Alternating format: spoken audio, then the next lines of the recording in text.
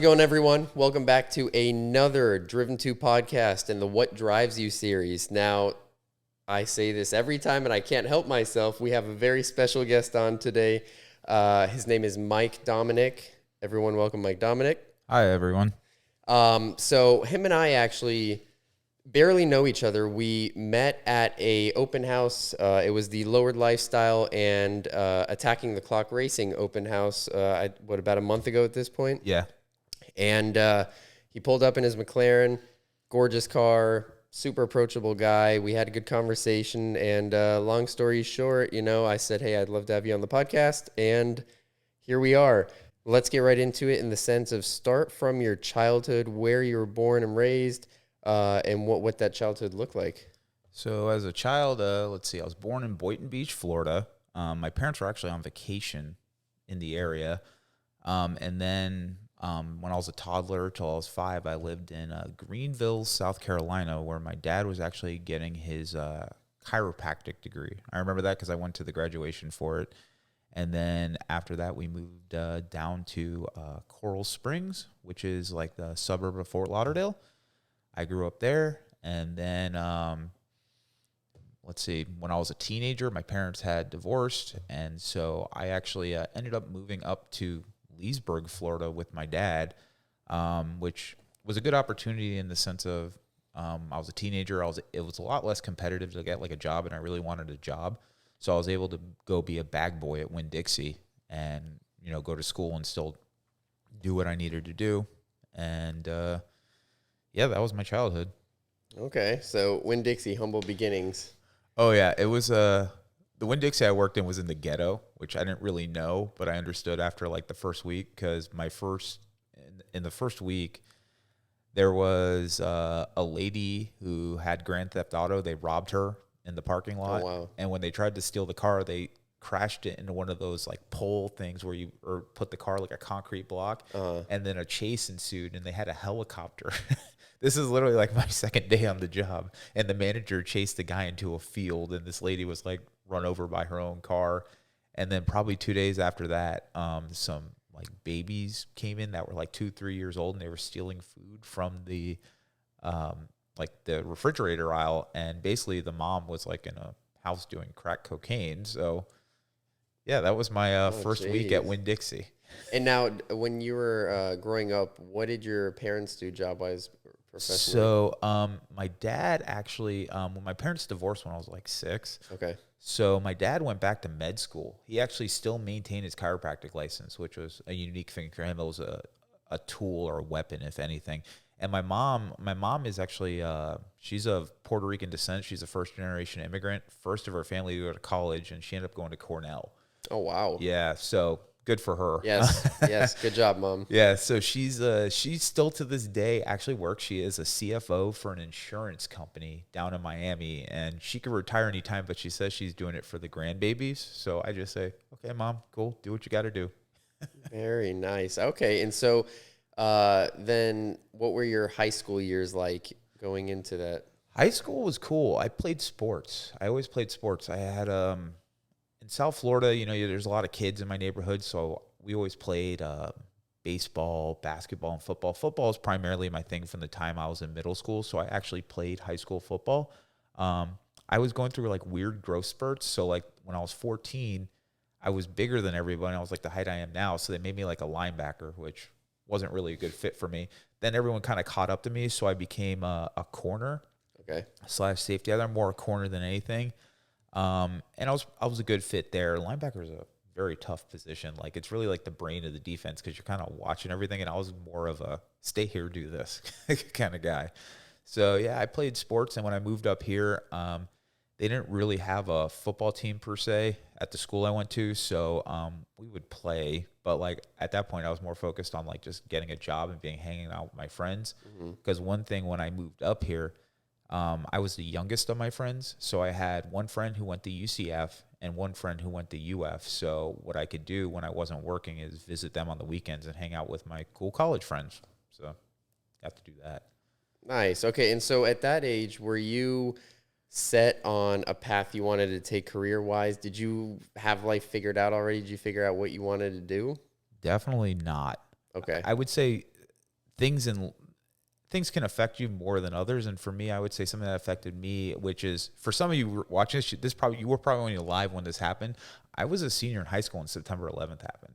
I saw that. I was in elementary school. I think Yeah. 4th or 5th grade. So yeah. I was literally watching, and we were at a small private school, so we literally got pulled into the cafeteria and watching this on TV, and I'm like, oh my God, this is like a movie. Like, Yeah. this is insane. Like, is this really happening? So I was working at that point already, and I actually, even back then, I was in the cars. So I had a subwoofer. I had two 12s in my little, I had a rare car, Galant VR4.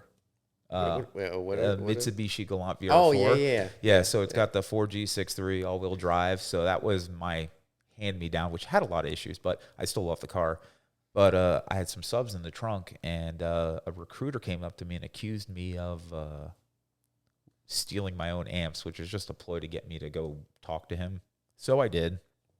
And apparently I'm not clever. Yeah. And he's like, hey, take this test on this computer. I'm like, okay, sure. So I just click a bunch of buttons. This area, apparently, the school system isn't the best. So I was like better than average, I guess. So they kind of like were, shitting themselves. So I was just like, okay, like, I don't know what this means. I'm still 17. Like, I can't really do anything. I think I just turned 17.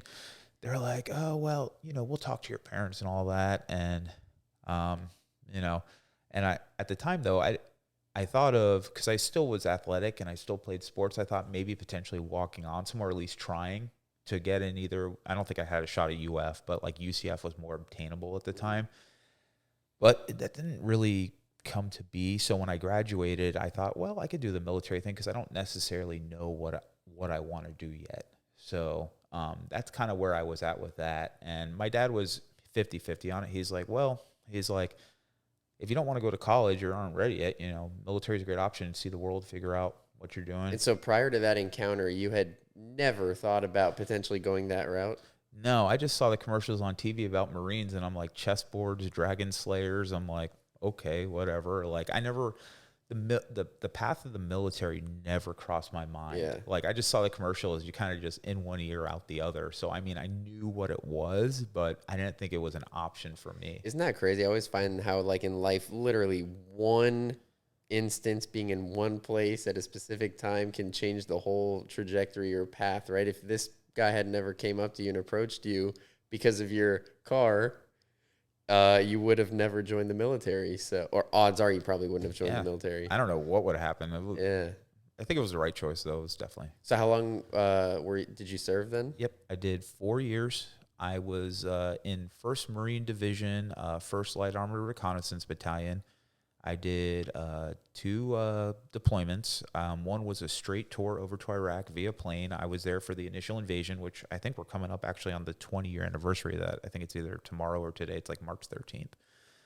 So I was there for that. I served under General Mattis, Regiment Combat Team 5. And then when I came back, I was back for about 45 days. And because I was one of the last ones to deploy from my unit to Iraq, I got sent right back over on a 9-month deployment. Normally, there's something called a Marine Expeditionary Unit, which is a 6-month deployment on a boat. You go with the Navy. They take you around different places.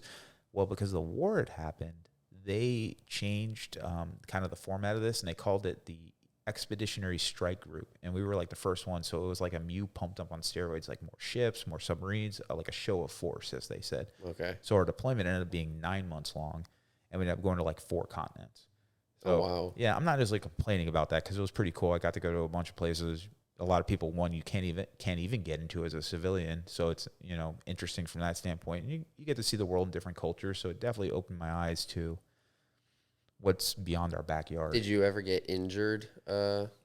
Thankfully, no. I mean, we obviously, being in a frontline, so my unit is a frontline mechanized infantry unit. The symbol we have is literally an arrowhead for tip of the spear because we are legitimately a frontline infantry unit. So, I mean, was there combat? Did we carry out combat missions? Did we capture POWs? Did we seize weapons caches? We did all that stuff. We did roadside checks, clear buildings. We did whatever the mission called for. Yeah. So we did that.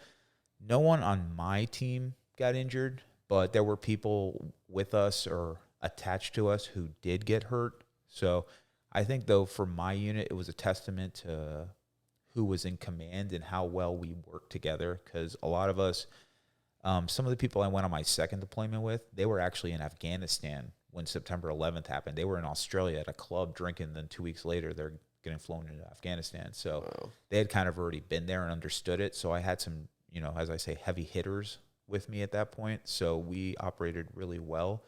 So, we all came back, thankfully. And then after, so you serve 4 years. After you decide, okay, that's it. I mean, I don't know how that works. Did you decide like, okay, that's enough, or then after 4 years you were out naturally, or? Oh yeah. I was a good. I'll say this. I was a good Marine. I had a bunch of awards, different stuff. I actually made it to the rank of E5, which at the time less than like 20% of people do in their first 4 years. And I was offered re-enlistment bonuses. They offered me to go MSG, that stands for Marine Security Guard. Those are the people who stand in front of the embassy. Someone had set up for me to meet with them. I was set on going to college, and actually, truthfully, I wanted to start a family, and I understood that being in that environment is not conducive to starting a family. Like I saw a lot of families broken up over deployments. Sure. Yeah. So for me, it was like, despite the fact I'm good at this, it's okay. My thoughts were, I already been to hell and back twice. Like, I don't need to do that again. Yeah. So, for me, it was just a no-brainer. Like, I wanted to get out as soon as I could. So you were, 22 when you got out? I actually was 21. Yeah, I joined when I was 17. So, yeah, I got out. Because another thing, too, is because I deployed so much. I had so much leave saved up. I literally got out 75 days before my time was actually up. Anyways, you could do what's called sell back your leave or use it. I'm like, I'm not selling it back. I'm going to use it. So I went back here and partied with my friends pretty much for 2 months until I started college back in Southern California. That's wild. But I mean, think about it. 21, most people are still completely just fresh out of high school, partying, trying to figure out what route they're taking. You had already done 4 years in the military and then on to the next stage of your life at that point. So, I mean, that's pretty impressive. Yeah, I tell people this too. I think I would never say my 4 years was a waste. I have some awesome life experience. I have lifelong friends from it. I still talk to this day. I would say it was a great stepping stone for me in the sense of it didn't tell me exactly what I wanted to do, but it helped me understand what I didn't want to do. Yeah. And I think that's important, to understand hey, this maybe not want to do this. Yeah. So that kind of checked off a couple boxes where I'm like, did this. Okay, on to the next. Okay, so then you decide you want to go to college for? At the time, I actually didn't really know. So when I got out, I got a job working for the VA. I was working at the college, helping process GI Bill, all that kind of stuff. And I was just taking courses. And I got a C in a biology course. And I was like, well, why? And I'm like, oh, this sucks. It's challenging. So I'm like, I'm one of these people, if I have a weakness, for example, I'm not the best runner. I run a lot more to make it better. So that's how I looked at the biology chemistry thing was okay, this is hard. Let me go ahead and continue taking biology courses. So that's what I did. And I ended up really finding it fascinating. And that's kind of when I decided I'm going to be a biology major. So, chemistry, biology, genetics, ecology, all that stuff, animal physiology, human physiology, all that stuff you got to take. So, and you went to UCF, you said, for this? No, I started at community college, Palomar College. Shout out Palomar Comets. And then I transferred to Cal State San Marcos, which is home of the Takut Cougars. Go Cougars! That was my high school, actually. It was the University Cougars. Oh, okay. Yeah. Right on. Yeah. So for people who don't know too, because every state's different, like Florida, we really only have 5 state schools. It's FSU, UCF, USF, FAU, those type of state universities. California has a whole crap ton. There's the CSU system, which is California State University, insert a city, Long Beach, San Marcos, San Diego State University is part of that. San Francisco State, Dominguez Hills, they have 25 of them. And then you also have the UC system, UC Irvine, UC Davis, UC San Diego. So they have those are the private colleges? Well, they're not private. The best way I could explain it, it's kind of locally here, if you went to FSU, that's more known as the party school, kind of like the state school. Right. And if you go to UF, that's more the scholastic education school. So the UC system would be the nicer educated universities, and the state schools are more your party schools, I guess, or like not as well known. But I would still argue, like, I had outstanding professors. Like, the top of my department was a Harvard grad in animal physiology, and I had a genetics professor who was the first to graduate with a doctorate in genetics. And I mentioned before, my one professor worked on the vaccine for Magic Johnson as well. So, I mean, I had a lot of heavy hitters teaching us at, this state school. So we still had an outstanding staff to teach us. So how long then did you attend college? What was it, like 5.5 years total? So from 2007 to like beginning of 2013, just about. And at that point, you had gotten your master's degree? Or Bachelor's in biology. Okay. Yeah, I think it's Bachelor's of Applied Science, biology. Yeah, general biology. Okay. And then from there, I was working at Home Depot. I was actually doing a couple different jobs. I was a bouncer at a bar and at night, and because I just kept showing up, and they're like, "Hey, you want a job?" I'm like, "Sure."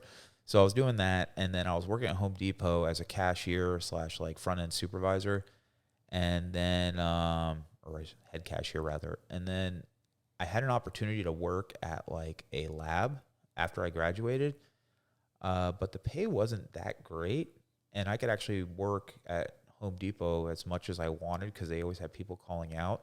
And I was really big into exercising, like doing my CrossFit thing and running on the beach. So I chose to stay with Home Depot and just work 6 months, an additional 6 months there until I came back here. So I was literally like, sometimes I'd be running on the beach and they'd call me and be like, "Hey, we had someone call up." I'm like, "I'll be in an hour." So, and I could kind of do what I want. My hours were kind of all over the place, but it was cool because some nights I go party, some nights I didn't. I had no responsibility though. So I just basically partied in San Diego for 6 months because I could, and I knew I was leaving, so it didn't really matter. That's a good place to party. Not that I'd really know, although I did live there. I never really partied there, but everyone says it's incredible. Oh yeah, you could get into a bunch of trouble there between Ocean Beach. I was gonna ask if you went, Carlsbad, Encinitas, all over. Yeah, definitely a good time. Okay, so then let's move forward from there. What happens next? So I came back because I was going to, at that point, I was going to do something in the medical field. I actually, my dad was a doctor and he was very good. I knew that. So I figured I could train under him. So I came back and I came back December of 2013. Yeah. And then basically January 1st, hit the ground running, started working for my dad. I was basically like training under his doctors and him as well. I was probably working close to 50 hours a week, and he was paying me like $400 a week. Was that working out of this building? I worked out of this building, and I worked out of the Villages one, and I helped him at the time because he opened Mount Dora in 2014. I helped him get that together too. And my dad was a jack of all trades, so I was similar. I was the janitor, I was the housekeeper, I was the maintenance guy, I was, filled in our front staff. One thing my dad was big on was cross training, so it helps me today because there's not a job in the building I can't do besides be a doctor. Yeah. Like I could run EKGs, I could draw blood from patients, I can, check your insurance, I could get you checked in the system, I could tell you how much your copay is. I could change out light bulbs. I feel like that's one common thing I've heard across anyone that runs successful businesses is that they know the ins and outs of every single position within that business, right? So whether it be the janitorial services or front desk or the back of the house or whatever it is, they've done every single job, because that's the only way to really know how to teach someone to do that job properly. I feel like sometimes people's egos might get in the way and they're like, "Oh, no, I'm too good to do that." But how can you know what that job looks like done properly if you've not even done it yourself before? Would you agree?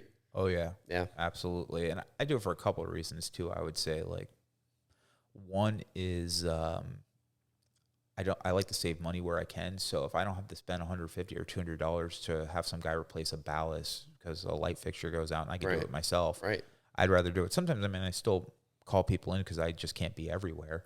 But if I can do it myself, I will do it to save money. And also, too, one thing is it sets a tone. Kind of on a side note, not to be gross, but my staff came to me and said, "Hey, Michael, there's like someone like shit on the ground in the bathroom." I'm like, "That's disgusting." And I didn't even think twice. I literally went over, got gloves, cleaned it up, and it was done. And the other reason to do it sets a tone, because basically it's saying, hey, look, if the boss is willing to clean up shit, everyone ranked below is as well. Right. So Right. I do it for a couple of reasons. But yeah, I don't. One thing in my position I like is I will tackle the other things because that's not necessarily in other people's job descriptions. And if they're hired to be an X-ray tech, a doctor, or whatever, let them go do that. I will handle the other stuff. So that's part of why I do that stuff. So then, okay, so you worked for your dad for how long at that point? Oh, I did like 60,000 clinical hours because I just, unfortunately, he kind of pimped me out. You know, when you're, I had my now wife, but she was my girlfriend at the time, who I met literally like 2 months before I left San Diego, and she was living in Chicago. So it was like this. How did you guys meet? She was on vacation visiting a friend because, you know, Nice. everyone comes to San Diego. So, and she met me like after I was like partying with like, I was on my tear, man. So what, you're raging in Ocean Beach and she happened to be out and about? Like, well, that time I literally had just come like probably a few days earlier from like hungover in Ocean Beach. And then literally like I'm eating a burrito and I just meet her and we kind of like hit it off. It wasn't like instant like love at first, but we definitely were talking and cool. Yeah. And then like, you know, from there she went back home and we continued talking through like Snapchat. Yes, I had Snapchat like 10 years ago. So, but I don't have it anymore. But yeah, so I came back here though, and I'm working and trying to manage this long distance relationship with my wife who was in Illinois at the time. And I just got kind of, for better or worse, like I had done everything I could possibly do here, and I got really sick of patient care. Like, you know, when you're checking in a patient and they have 20 medications and you ask them what they're taking the medication for and they go, I don't know, it's because my doctor told me. It's really demoralizing. Yeah. And that's the difference between, I think, me and my dad. My dad didn't judge people. I'm kind of petty. I judge you. Like, I do. Sorry. But like I take At least health. you're honest about it. I take health seriously, and if you can't take your health seriously, I don't want you as a patient. Like, Yeah. and so for me, it's like I don't want to do this anymore. But I had my degrees, so at that point, I decided to transition to becoming a healthcare recruiter because I had a good understanding of healthcare, and I wanted basically I wanted money so I could actually have a legitimate relationship with my wife because you need some kind of career or income coming in, you know, to be able to facilitate a family. Was she close in age to you, or? Oh yeah, she's 2 years younger than me. When I met her, she was actually just finishing her master's degree in teaching. Oh, wow. And yeah, she's an excellent teacher. She started out at a local public school here in middle school, and now she's a middle school science teacher at a charter school, and fits in really well. And she gets awards, and she's takes her job very seriously and is passionate about teaching. That's awesome. Okay, so when did I want to push forward even more now? Okay. When did things start to take off for you in terms of working within the medical field? So one thing for me is I've never had a bunch of credit card debt or different stuff. As a healthcare recruiter, I did fairly well. I was able to, you know, when I was doing that, we went from what we call, it's like a spread, your weekly income. We went from a set amount of money within like probably the first year, tripling that or damn near tripling that. So just because me and the team worked really well, so that helped boost my income. I was able to like finish out my Corolla, and then like I got an A86, by the way, sweet car. Yeah, So- are we going to be taking a look at that in the other video, or is it not finished yet? It's not finished yet. Okay. It will be. I got a couple that are all out right now. You know, Oh, Car okay. Life, they're always like in a shop or something, but it's because I'm rebuilding them. Yeah. Yeah, I mean, I was doing well then. I never took on a bunch of debt or anything crazy, so that helped. Let me ask out of curiosity, how much money were you making a year working or being in the military, essentially? Oh God, it was so bad. I'm curious. I'd probably have to say at the peak, maybe 35 grand, maybe. That's it? Yeah, keep in mind Putting though- your life on the line? Oh yeah, keep in mind too. Might have been a little more. I don't think That's so though. rough. You have no overhead though. Your food's paid for. You live on base. Like if you get married, you could get more money and live out in base. But But 35K, Yeah. I don't know how the taxes work with that. That's like taxes included? I think that's taxes. Yeah. I'd say at the end of the day, take home, it was probably like 35 maybe, because you don't have that many taxes when you're in the military Yeah, because it's that's what I government thought. stuff. So, I mean, I have That's to, still, man. oh yeah. That's wow. I mean, but I'd say this coming from a kid who just worked at a grocery store, kind of whatever. Like, yes, my parents were successful, but they didn't, they worked for everything they had. So Sure. I think that transition to me, that's why like I wanted a job when I was like 15, 16 and kept working as much as I could because I liked money. Like Yeah. in the sense of having the freedom to like, fill up gas in my car, go visit my buddies at college, kind of not bother my parents. I like that independence. Well, and if you're not, that's true. If you're not spending it, I guess, is it reasonable to say that in those 4 years you were able to save up what about 100 grand or give Oh or yeah, take? Yeah, probably a lot. I mean, because I that's built good. I mean, one thing to talk about when you deploy to these places like Iraq and stuff, you get all this stuff. It's like eminent danger pay, jump pay, hazard pay. They're like multipliers, if you will. Yeah, So at that point, I was probably making more than the like 35 grand. Keep in mind too, you're not spending any of it. There's no ATM in Baghdad. yeah, So yeah, the money's just compiling in your thing when you're on the ground. They're providing supplies and your food and everything else you need. So, yeah. I mean, you're I able to guess come that's back. nice. And then you said your dad was paying you around how much? Like 400 a week. 400 a week. Okay, It was so horrible. so you're making under 2 grand a month at that point. Oh yeah, and the only way I was able to afford it, like I had a good buddy of mine, shout out Robert. He really crazy. Remember those cash for gold stores? Yeah, Yeah, yeah, he yeah. was working that while it was booming. Like he made like probably like six figures a year at one point, like running like three stores. And then it kind of died down. He got out of it. And then on top of it though, he got this inheritance from like his grandmother who passed. So he was able to buy a house outright. And he did everything smart. Paid off a car, bought a house. He's like, I'm done. So he let me live for him. I just had to pay the utilities, like my portion. So that's how I was able to afford to live. Otherwise I wouldn't have been able to. Wow. I mean, I guess your dad was just really trying to teach you humble beginnings. Well, I think he pimped me out more than anything because like I did so much when I was here, which I mean ultimately paid off. But Yeah. yeah. Okay, so yeah, I just wanted to get a little bit of the income out there. So then jumping forward again to when you started to really take off in the medical realm, what was the first year you had where you felt like, wow, I just made a lot of money? Probably 6, 8 months into being a healthcare recruiter. And you were how old then? Let's see, going back. Like 23, 24, Nah, I was about 30. 30. Okay. 30. Okay. Yeah. So, I was 30 years old. My wife had moved down.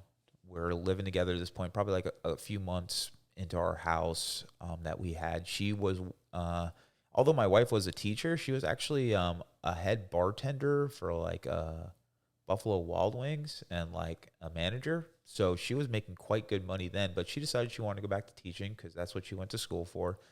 But yeah, I was making where I'm like, oh wow, I'm like paying all my bills and have extra money. I'm like, and I don't need to order car parts or anything. I'm like, okay, cool. What do I do with this extra money? I'm just gonna sit on it. So like, vacation money or something.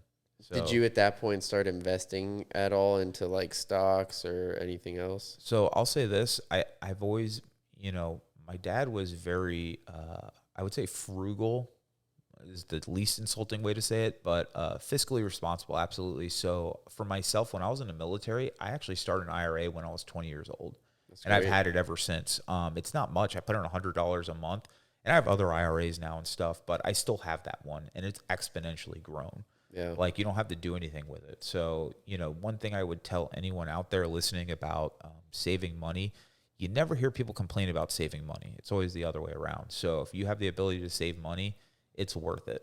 And even if it's $100 a month or $50 a month, yeah, I think I started my Roth IRA, I don't know, probably at 22, no, probably like 23, 24.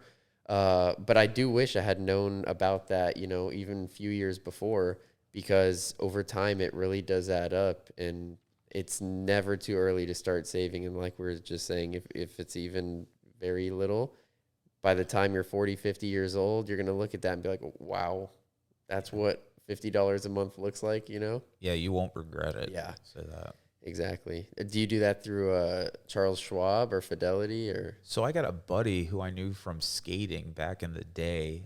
He's actually a big time manager of those now. It's called Primerica, I and don't think it's I've ever their heard of it. aggressive growth IRA.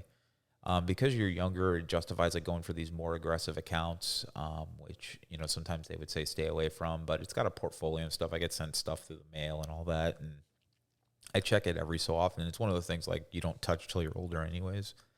So I just don't really worry about it. I just know it's getting taken out, it gets put in there, and I'm like setting up my future. Yeah. Okay. So, where were we now with the business? Oh, okay. So you're around 30 years old at this point.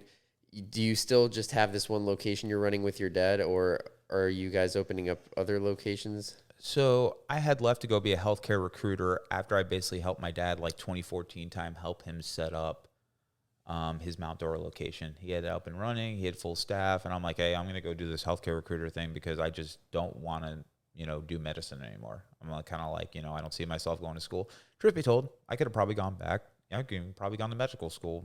Take my MCAT, do all that, and I just didn't want to. Yeah. I saw the carrot dangling in front of me, if you will, in the sense of like, if I can make more money now, I can, potentially marry my wife. So that was more my concern or motivation, I should say, was to make money because I can make decent money and, buy my wife a decent ring, have our house and, pay for a wedding.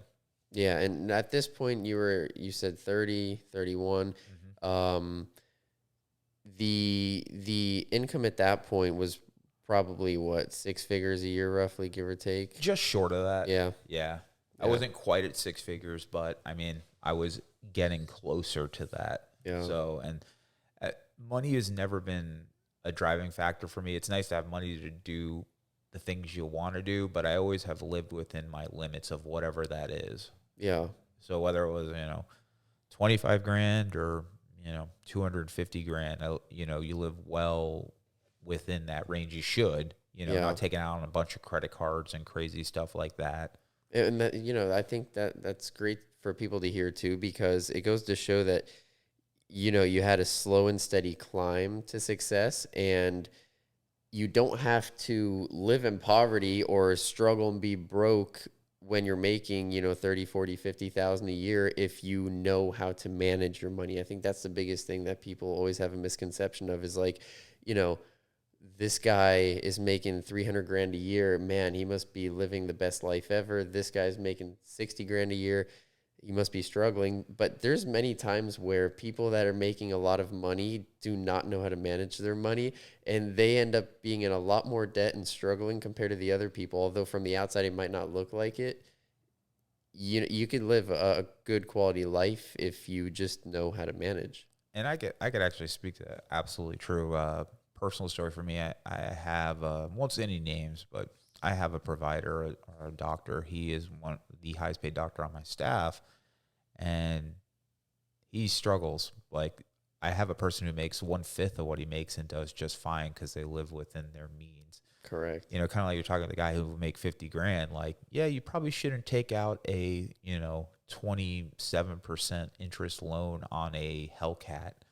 Like that's not within the cards for you. Yeah. So like, I always tell people nothing's more cool than like having a car paid off. Like even if it's a Civic, like who cares? Because if it gets you to point A to point B, think of all those hundreds of dollars, like $500, $600 extra a month, what you can do with that. 100%. Yeah, because people are just too short-sighted and want something now and want to be able to be flashy, but they don't think long-term at the end of the day. So, okay.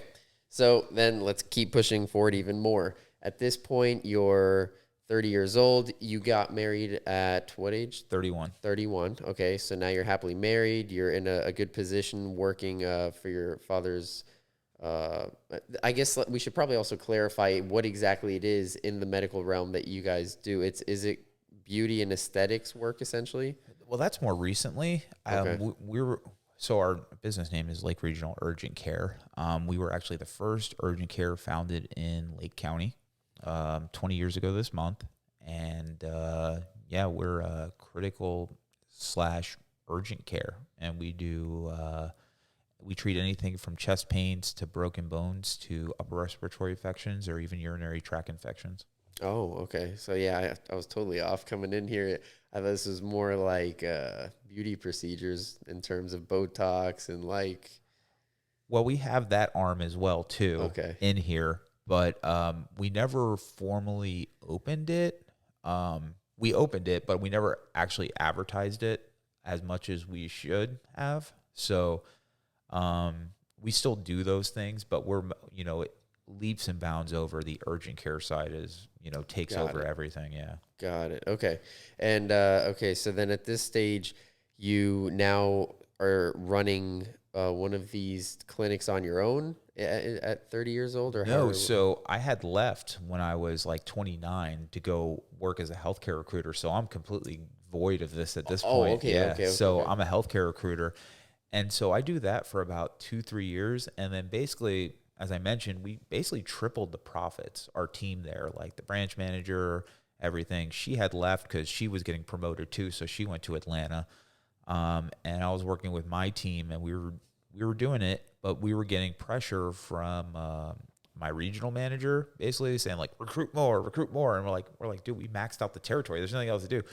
And so they started threatening us with our jobs. And so I'm like, you know what? Like, I don't need that. Like, Yeah. I can go somewhere else. And so that's exactly what I did. I just said, I basically took a pay cut to go help a doctor run his practice as a practice manager because he didn't really know what he was doing. He had like his mother helping him and like didn't really know how to like run a business. So I implemented a few things, helped him out. And that was okay.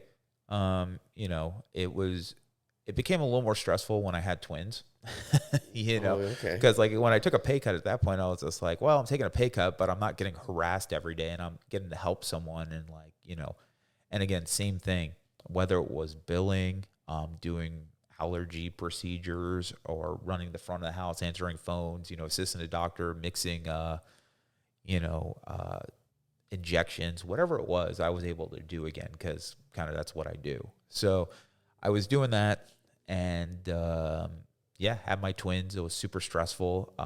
Nobody really plans for twins. So Are they identical? they are identical. Yeah. That's awesome. Boy, girl. Identical girls. And side note on that, we didn't expect them to be identical because when you have twins in the state of Florida, they like make you do these high risk ultrasounds to make sure everything's okay. And they're really accurate. They're supposed to be like, they're like these $1 million machines. So every time we'd go in, one baby was bigger than the other one. Like, and before the final ultrasound, they were like a pound apart. So we're like, oh, there's no way they're identical. We're not really worried. Well, when they were delivered, same weight, same length, everything, respirations, everything was the same. So they're like, we're going to test the placenta, see what comes of it. Well, it turns out my kids are like 99.9% identical. That's awesome. Yeah. So that was, Do they have similar names too? no, Okay. Willow and Logan. Willow and Logan? Yeah. Two Nice. girls. I named Logan after my childhood best friend, Logan. He's an attorney somewhere in Manhattan. Good guy though. And then Willow, my wife liked, so we just named him that. Very different personalities. I'll say that. So once the twins were born, did that at any point motivate you to work even harder and push even further to become more successful? Or Absolutely. I Yeah. would say, you talked earlier about motivations. There's always different seasons of motivation Yeah. and like different reasons. Like before it was just me and I still have my own motivations, but they've really taken a back seat. Like I think more what motivates me currently is how do I provide the best life for my children? How do I take care of my wife? And then my stuff comes, third or tertiary to that. Like, because I also see the businesses that I now run as like a being, if you will, that I need to mold and take care of. So those all motivate me in different ways to just be better. From when I go to the gym, I go to the gym 5 days a week. When I do that, I do it for myself, but I also think of setting an example for my children. Like, my children can kind of already tell daddy doesn't look like the other parents in some ways. Like, some are in good shape, a lot are not though. And that's that's more of a plague of America in general right yeah, now. it's very sad. Hence why I have a job. I don't think I'll ever be out of business because there's too many people that are out of shape. But I definitely don't want to, I keep jumping around here, but I don't want to have too much car talk in the podcast only because we usually save that for the car video. But did at that stage the McLaren even come into the picture? When did that happen? I'm really No. curious. So the McLaren was, well, we could kind of talk about it now. My dad had passed away, and he Yeah. passed away on my birthday, and I didn't celebrate. And so I bought it 2 months after that as a birthday gift to me. And Okay. one thing, so at that point in my car career, I had a Civic, I had an A86, and I had a right-hand drive Evo. I got the Evo a few months after the twins were born. And from what I know, I'm the first person to import an Evo in Florida, Gen 1 through 3 anyways. So I had those cars, and my dad always joked with me. He's like, your car should have air conditioning. And so I got this McLaren because I'm like, well, it's a supercar and it has air conditioning, so we could leave me alone now, about that. But I'd say this. My dad's death kind of accelerated some of those things, but some of those plans are always in the works, like in the sense of I always envisioned having a workshop to store my cars in. I was working towards that. That happened a little faster. The McLaren kind of popped up a few years prior. I was in Vegas, and I had rented a new NSX, and I was like, man, I'd really like to get a new NSX. And I was looking at them, and when I was looking at Acura NSXs, I was reading articles about cars in that price range. And at the tail end of one of these articles, it says, if you have the opportunity, you really should look at this style McLaren. They're a little higher price, but it's such a good car. And I'm like, okay, whatever. So I thought about it a little bit, kind of researched them, and I ended up going through McLaren of Orlando. I've never been to one of these dealerships because I just, I don't, the way you see me now is how I am all the time. So like I assume. Yeah, I have to add, I do love how you really were like a Honda boy at heart and still are, but ultimately went from Honda and then what you said, Evo, Yeah, to a yeah. McLaren. It's kind of a big jump. I feel like usually the trajectory is like working your way up. You went straight up to the top. Yeah, it was kind of wild. And like I went to the dealership and I'm like thinking like they're gonna ask me to show like forms of income, which is gonna be funny because I have it. But I was just like I'm just waiting for some kind of weird douchey thing like, oh, you can't afford to sticker price or this that or whatever, or like they're gonna try to show you a different car because like they don't think you can afford it. Right. That wasn't the case at all. They were super nice. Like they're like drove the car around. They're like, here are the keys. Let's go for a ride. That's awesome because you hear a lot of stories when it comes to exotic dealerships where they're not even looking at people because they think they're not here to be serious. Oh yeah, and that was my concern too because again, I'm like, do I dress a certain way? Do Right. talk a certain way? And I'm like, you know what, F that. I'm gonna be who I'm gonna be because like at the end of the day, I still love cars, and if I like the car, I'm gonna buy it. Yeah. So we went for the drive though, and I could tell you, yeah, it's definitely a better car. Like I took a few of my friends for a ride, and they're just like, yeah, this is definitely better than and the newer NSX, just the handling, different stuff. And so that model I picked, it's a 650S 2015.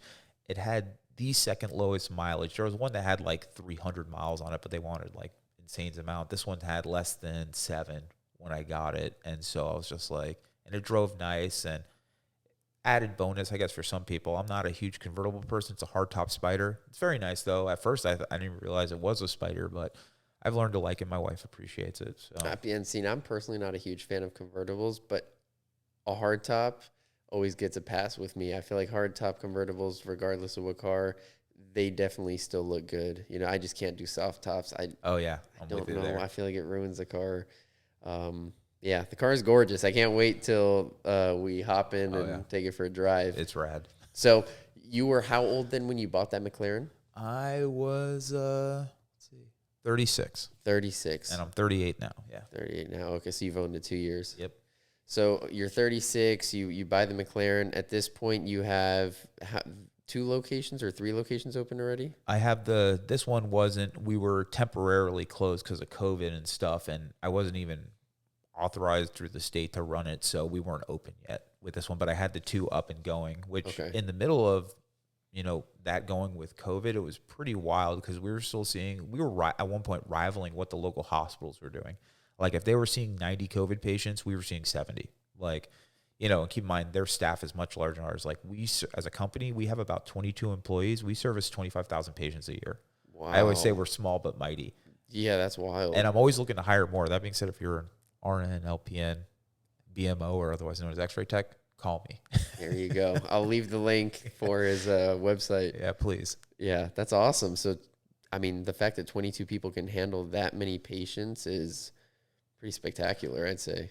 Oh yeah, and I'll tell you this: like even times when they get backed up, I still hop in and see patients. I will bring them back. I will do their vitals. I will start tests if I'm able to. Like for example, sometimes they're just coming for a UTI. That's literally just drops on the thing. You run the machine. You print out the results because I know the whole system, so I'm able to basically fully check in the patient to get them doctor ready. And so if I'm able to assist, like again, I help out where I can because it only makes us better as a business. Yeah. Now, with the aesthetics side of things, since you gave me a tour earlier of the center, and you have the tattoo removal machine, and you have all of those other I forget what Liposuction, yeah, I forget what they're all called. But urinary incontinence, all this stuff. is that something that you're going to be jumping into now in the near future?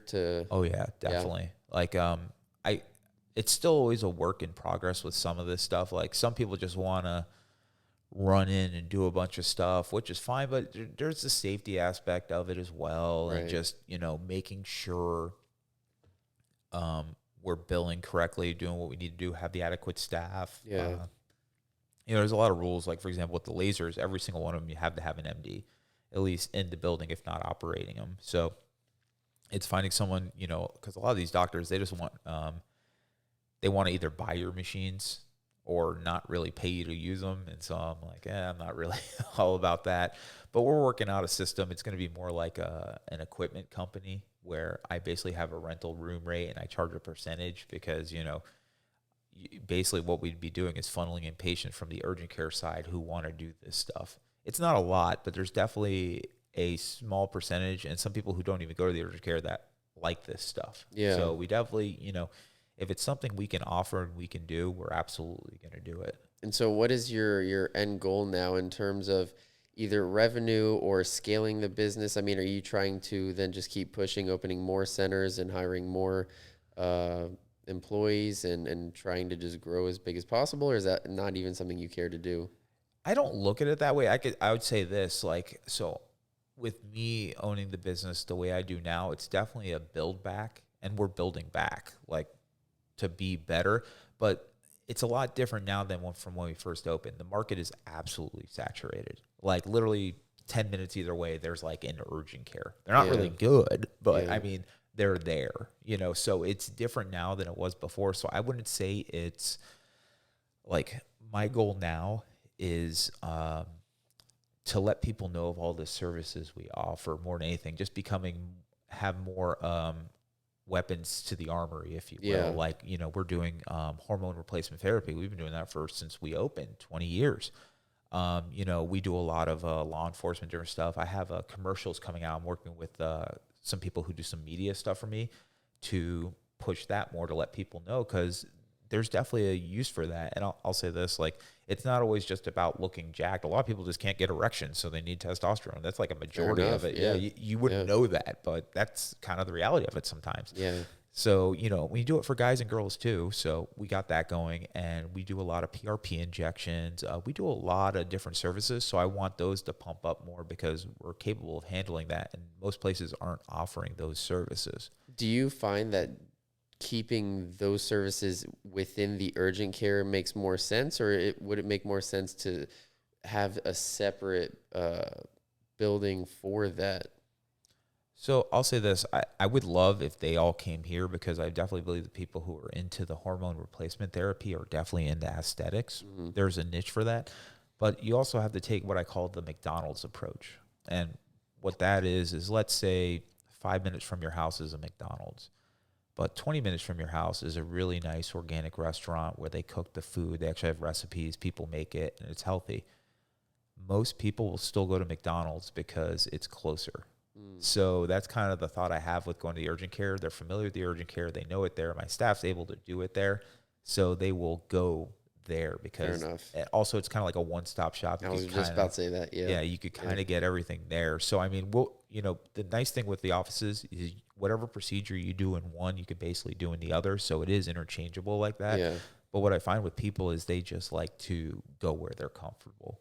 Yeah, that makes sense. And then in terms of income, is there a specific number you always strive to hit, or are you looking to hit a bigger number? I mean, I'm just really curious how all of that looks for you. So you talked earlier about kind of growing. One thing I have on the side is I own real estate.